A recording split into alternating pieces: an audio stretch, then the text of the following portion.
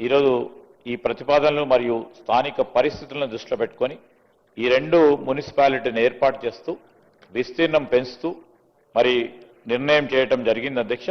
దాని పరంగా మరి అప్పుడు రాష్ట్ర శాసనసభకు సంబంధించి మనము ఈ ఉస్నాపూర్ పురపాలిక, రుద్రారం మరియు లగ్దారం గ్రామ పంచాయతీలు చేర్పుట విషయం నిర్ణయం వెంటనే అమలు పరిచేలని నిర్ణయం చేసిన సందర్భంలో ఆనాడు రాష్ట్ర శాసన మండలి అప్పుడు సమావేశంలో లేనందున, వాయిదా పడినందున వెంటనే చర్య తీసుకోవాల్సిన పరిస్థితులు ఏర్పడమని నిర్ణయించిన తెలంగాణ గవర్నర్ భారత రాజ్యాంగంలోని 213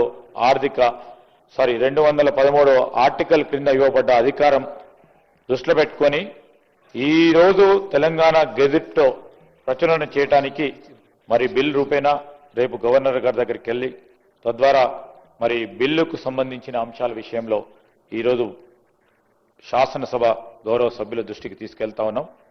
ఇది ఆల్రెడీ డిస్కషన్ చాలా సందర్భాల్లో జరిగినాయి. ఇది చాలా సింపుల్ బిల్ అధ్యక్ష. ఈ బిల్లుకు సంబంధించి నేను గౌరవ సభ్యులందరినీ కోరుతా ఉన్నా అధ్యక్ష. మరి వారందరూ కూడా దీంట్లో మరి ఏకాభిప్రాయంతో ఉంటారని మా ఆలోచన.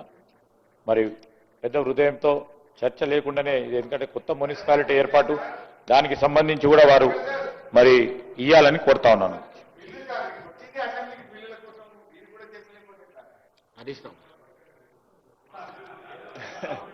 బట్టి గారేమో ఆ బిల్లులు ఎట్లా ఇస్తలేడు, ఈ బిల్లుల మీద మాట్లాడిస్తే.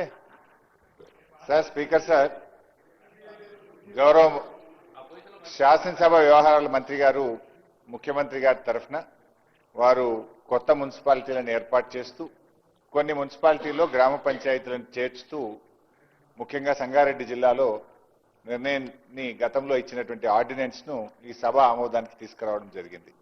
సో ఆ బిల్లును పూర్తిగా మేము సమర్థిస్తా ఉన్నాం, ఆ బిల్లుకు సపోర్ట్ చేస్తా ఉన్నాం. అయితే నేను మంత్రి గారిని అడగాల్సింది, ఎందుకంటే ముఖ్యమంత్రి గారి దగ్గరనే ఈ శాఖ ఉంది. 22 నెలలైంది ఈ ప్రభుత్వం వచ్చి. పరిస్థితి ఏంటంటే ఎన్ని మున్సిపాలిటీలు ఏర్పాటు చేశామన్నది ముఖ్యం కాదు, మున్సిపాలిటీలను ఎంత మేరకు అభివృద్ధి చేశాము, అసలు మున్సిపాలిటీలకు ఏమైనా నిధులు ఇస్తున్నారా లేదా. ఈ రోజు మున్సిపాలిటీల పరిస్థితి ఇక్కడ అందరూ ఆల్మోస్ట్ చాలా మంది ఎమ్మెల్యేలు మున్సిపాలిటీలు ఉన్నటువంటి వాళ్ళే ఉన్నారు. నేను నా సిద్దిపేట దగ్గర కూడా మున్సిపాలిటీ ఉంది, దాదాపు 1,20,000 ఓట్లు ఉంటాయి అధ్యక్ష. పరిస్థితి ఏంటంటే ఫాగింగ్ కు కూడా డబ్బులు లేని పరిస్థితి వచ్చింది అధ్యక్ష. గతంలో బీఆర్ఎస్ ప్రభుత్వం ఉన్నప్పుడు నెల నెల పట్టణ ప్రగతి కింద ప్రతి నెల కూడా మున్సిపాలిటీలకు డబ్బులు ఇచ్చేవాళ్ళం.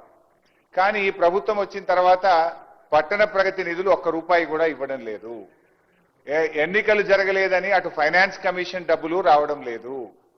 పైగా ఎల్ఆర్ఎస్ గతంలో మీరే మా మీద ఆరోపణలు చేశారు, బీఆర్ఎస్ ప్రభుత్వం పేదల నుండి డబ్బులు వసూలు చేస్తా ఉంది, రక్త మాంసాలు పిలుస్తా ఉన్నారు. కాంగ్రెస్ వస్తే ఉచితంగా ఎల్ఆర్ఎస్ చేస్తాం, ఫ్రీగా చేస్తాం. ఆ రోజేమో నో ఎల్ఆర్ఎస్ నో బీఆర్ఎస్ అన్నారు. కానీ ఇవాళ మాత్రం బరాబర్ పైసలు కట్టాల్సిందే అని ప్రజల దగ్గర వసూలు చేశారు. మరి ఇప్పుడు అదే ప్రజలు రేపేమంటారు, నో ఎల్ఆర్ఎస్ నో కాంగ్రెస్ అనే పరిస్థితి కూడా వస్తుంది. అయితే ఇక్కడ పాయింట్ ఏంటంటే నేను ఎల్ఆర్ఎస్ గురించి ఎందుకు తెచ్చానంటే, ఆ రోజు మా ప్రభుత్వం ఉన్నప్పుడే ఎల్ఆర్ఎస్ జీవో తెచ్చాం. ఆ జీవోలో చాలా స్పష్టంగా ఏం చెప్పినామంటే, సర్టెన్ అమౌంట్ ఆఫ్ మనీ ఆ మున్సిపాలిటీ అభివృద్ధి కోసం కేటాయించడం జరుగుతుంది, సర్టెన్ అమౌంట్ ఆఫ్ మనీ ఆ అర్బన్ డెవలప్మెంట్ అథారిటీ అభివృద్ధి కోసం కేటాయించడం జరుగుతుంది. మరి ఎల్ఆర్ఎస్ మీద వచ్చిన డబ్బులు ఎన్ని, దాన్ని ఎప్పట్లోగా మున్సిపాలిటీలకు అందిస్తారు, ఆయా పట్టణ అభివృద్ధి సంస్థలకు అందిస్తారో దయచేసి మంత్రి గారు చెప్పాలని నేను కోరుతా ఉన్నా. వచ్చిన డబ్బెంత, వాటిని మున్సిపాలిటీలకు పట్టణ అభివృద్ధి సంస్థలకు ఎప్పట్లోకి ఇస్తారు. ఎందుకంటే ఒకవైపు మీరు పట్టణ ప్రగతి బంద్ చేసిండ్రు, ఫైనాన్స్ కమిషన్ కేంద్ర ప్రభుత్వం బంద్ చేసింది, రాష్ట్ర ప్రభుత్వం నుంచి నయా పైసా మున్సిపాలిటీలకు ఇవ్వడం లేదు. ₹1 లేకుండా మున్సిపాలిటీలు ఎలా కొనసాగాలి. కనీసం ప్రజలు కట్టిన డబ్బు, మా పట్టణం అభివృద్ధి చెందుతుందని ప్రజలు కట్టిన డబ్బు ఆయా మున్సిపాలిటీలకు చట్టంలోనే ఉంది, ఆనాడిచ్చిన జీవోలోనే ఉంది, దాన్ని ఎప్పట్లోగా చెల్లిస్తారో స్పష్టంగా ఈ సభకు చెప్పాలని నేను శ్రీధర్ బాబు గారిని కోరుతున్నాను. మీకు కూడా మంత్రి మున్సిపాలిటీ ఉంది, మీకు కూడా డబ్బులు వస్తాయి, అసలు ఇస్తారా ఇవ్వరా. ఇప్పుడు స్టాంప్స్ అండ్ రిజిస్ట్రేషన్ ద్వారా ఆ మున్సిపాలిటీలో ఎన్ని రిజిస్ట్రేషన్లు అయినా దాంట్లో కొంత పర్సెంటేజ్ ఆ పట్టణాభివృద్ధి సంస్థకి ఇవ్వాలి, అది బంద్ చేసిండ్రు. స్టాంప్స్ అండ్ రిజిస్ట్రేషన్ డబ్బు ఇయ్యరు, ఎల్ఆర్ఎస్ ఇయ్యరు, తర్వాత పట్టణ ప్రగతి ఇవ్వరు. ఏం మరి మున్సిపాలిటీలు ఎట్లా నడవాలి అధ్యక్ష? మేము ఇన్ని మున్సిపాలిటీలు ఏర్పాటు చేసినాము, కొత్త మున్సిపాలిటీలు పెట్టినామని చెప్పి చెప్పడం కాదు కదా, ఆ మున్సిపాలిటీల పరిస్థితి ఏంది? ఇవాళ మున్సిపాలిటీల్లో మున్సిపల్ కమిషనర్లు చాలా చోట్ల లేరు, శానిటరీ ఇన్స్పెక్టర్లు లేరు, అదే విధంగా మున్సిపాలిటీల్లో ఇంజనీర్లు లేరు, అంతా అయోమయం. మీకు స్టాఫ్ లేదు, ప్లానింగ్ లేదు, ఏర్పాటు చేసుకుంటూ పోతా ఉన్నారు. కొత్త మున్సిపాలిటీలు ఎన్ని ఏర్పాటు చేస్తుందో దానికి అనుగుణంగా ఇంజనీర్లను, శానిటరీ ఇన్స్పెక్టర్లను, కమిషనర్లను, సిబ్బంది నియామక ప్రక్రియ కూడా చేపట్టండి, పోస్టులు కూడా శాంక్షన్ చేయండి. ఇవాళ నా దగ్గర 3 శానిటరీ ఇన్స్పెక్టర్లు ఉండాలి నా టౌన్ లో, ఒక్క సింగిల్ శానిటరీ ఇన్స్పెక్టర్ లేడు, 3కు 3 ఖాళీ. అంటే మీరు ఈ రకంగా ఉంటే ఎట్లా? మీరు ఇంకా కొత్త మున్సిపాలిటీలు ఏర్పాటు చేస్తున్నారు, మరి దానికి అనుగుణంగా ఉద్యోగ నియామకాలు జరుగుతున్నాయా, పోస్టులు శాంక్షన్ చేస్తున్నారా? ఆ ప్రక్రియ కూడా చేపట్టాలని చెప్పి నేను గౌరవ మంత్రి గారిని నేను కోరుతా ఉన్నా. అధ్యక్ష, ఇంకో విషయం కూడా ప్రభుత్వం దృష్టికి తేవాలనుకుంటున్నా. గతంలో కేసీఆర్ గారు ఉన్నప్పుడు మీరు ఎందుకంటే సంగారెడ్డి జిల్లా గురించి చెప్పారు కనుక చెప్తున్నా, ఆ సంగారెడ్డి జిల్లాకు కేసీఆర్ గారు ఇదే మీరు చెప్పిన పటాన్చెరు నియోజకవర్గానికి, సంగారెడ్డి నియోజకవర్గానికి, జహీరాబాద్ నియోజకవర్గానికి 50 కోట్లు ఎస్డీఎఫ్ నిధులు మంజూరు చేశారు. బాధ కలిగే రాష్ట్రంలో చాలా మున్సిపాలిటీలకు ఇచ్చారు. మా సవితకి చెప్తుంది, మీ ప్రభుత్వం రాగానే ఆ డబ్బులన్నీ రద్దు చేసినారు. ఆ రద్దు కూడా ఎట్లుందంటే పక్కనే మా దామోదరన్ ఉంటాడు, దానికి కూడా అందోల్ మున్సిపాలిటీకి కేసీఆర్ గారు ఎస్డీఎఫ్ ఇచ్చారు. అందోల్ది మాత్రం ఉంచుకున్నారు, పని చేసుకున్నారు. బీఆర్ఎస్ ఎమ్మెల్యేలు గెలిచిన పటాన్చెరు, సంగారెడ్డి, జైరాబాద్ రద్దు చేసి పడేసింది. ఇది ఏం పద్ధతి? అంటే ప్రభుత్వం అనేది it is for all. BRS MLA ఉన్నారు కనుక మీ ఎస్డీఎఫ్ రద్దు, ఆందోళన కాంగ్రెస్ ఎమ్మెల్యే మంత్రి ఉన్నాడు కనుక బీఆర్ఎస్ అక్కడ ఎస్డీఎఫ్ డబ్బు ఉంటది అంటే పద్ధతి కరెక్ట్ కాదు.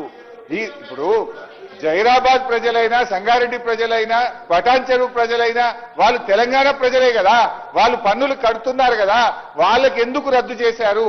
దయచేసి ఈ 3 నియోజకవర్గాలే కాదు, రాష్ట్రంలో ఎక్కడెక్కడైతే గత ప్రభుత్వం ఎస్డీఎఫ్ లో నిధులు ఇచ్చిందో ఆ పనులు చేపట్టాలని మీ ద్వారా కోరుతా ఉన్నాం. ఇకపోతే టీయూఎఫ్ఐడిసిలో కూడా చాలా నిధులు శాంక్షన్ చేశారు. సరే, దానికి మీరు బడ్జెట్ అరేంజ్మెంట్ చేసుకోండి, కొత్తగా బ్యాంక్ నుంచి తెస్తారా, బడ్జెట్ నుంచి ఇస్తారా, ప్లాన్ చేయండి. కానీ టీయూఎఫ్ఐడిసి కూడా క్యాన్సిల్ చేసినారు. ఇవాళ ఎక్కడెక్కడైతే ప్రతిపక్ష ఎమ్మెల్యేలు ఉన్నారో, మా జిల్లాదే చెప్తున్నాను, అందోల్లో మంత్రి గారు ఉంటే టీయూఎఫ్ఐడిసి మా గవర్నమెంట్ శాంక్షన్ చేసిన పనులు అవుతున్నాయి. పక్కన జైరాబాద్ బంధు, సంగారెడ్డి బంధు, సదాశివపేట బంధు, పటాన్చెరు బంధు, దుబ్బాక బంధు, రాష్ట్రంలో మా బీఆర్ఎస్ బీజేపీ ఎమ్మెల్యేలు ఉన్న చోట టీయూఎఫ్ఐడిసి బంద్ చేశారు. మా పొన్నమన్న దగ్గర కూడా నడుస్తుంది టీయూఎఫ్ఐడిసి. అదే మా సిద్దిపేట జిల్లాల సిద్దిపేట బంధు, దుబ్బాక బంధు, గజ్వేల్ బంధు, చేర్యాల బంధు, ఒక్క పొన్నమన్న దగ్గర మాత్రం టీయూఎఫ్ఐడిసి నడుస్తుంది. ఎందుకు? అక్కడ కాంగ్రెస్ ఎమ్మెల్యే. ఇది కరెక్ట్ కాదు. సో దయచేసి మా సబ్మిషన్ మీతోని ఎల్ఆర్ఎస్ డబ్బులు విడుదల చేయండి, అదేవిధంగా స్టాంప్స్ అండ్ రిజిస్ట్రేషన్ డబ్బులు విడుదల చేయండి, పట్టణ ప్రగతి డబ్బులు విడుదల చేయండి. ఎన్ని మున్సిపాలిటీలు ఏర్పాటు చేశామన్నది ముఖ్యం కాదు, ఆ మున్సిపాలిటీల్లో అభివృద్ధి జరుగుతుందా, మున్సిపాలిటీల్లో సిబ్బంది ఉన్నారా అనే విషయాన్ని కూడా మీరు గమనంలోకి తీసుకోవాలని, స్పష్టంగా ఎల్ఆర్ఎస్ డబ్బులు ఎప్పుడు ఇస్తారు, మరి అదేవిధంగా టీయూఎఫ్ఐడిసి, ఎస్డీఎఫ్ పనులు గత ప్రభుత్వం మంజూరు చేసిన కొనసాగించాలని మీ ద్వారా వారిని కోరుతున్నాను అధ్యక్ష. సార్